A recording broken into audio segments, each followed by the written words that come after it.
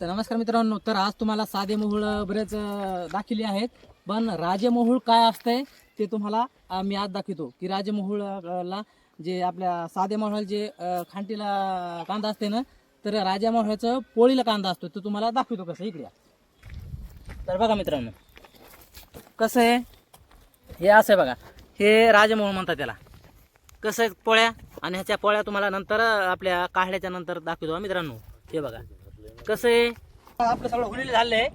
तर बघा किती पोळ्या आहेत, 1 2 3 4 5 6 7 8 9 पोळ्याचा आहे. आणि याला बघा तुम्ही कांदा कसा असतोय, किंवा असा असतो मित्रांनो.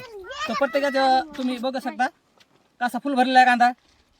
याला राजेमोळ म्हणतात. हे आपल्या आगेमोळ्यासारख्या माश्या असतात त्यांच्या, पण याचा कांदा पोळ्याला असतो बरं का. तर असा तुम्ही बघू शकता की कांदा म्हणजे कसा आहे भरलेला, आणि खालं एवढं गोड असते ना, एक नंबर असते मित्रांनो. आणि तुम्हाला खाता असलं द्या बरं का, आणि सर्वजण खा. तर आता आम्ही खातो बरं का. हे बघा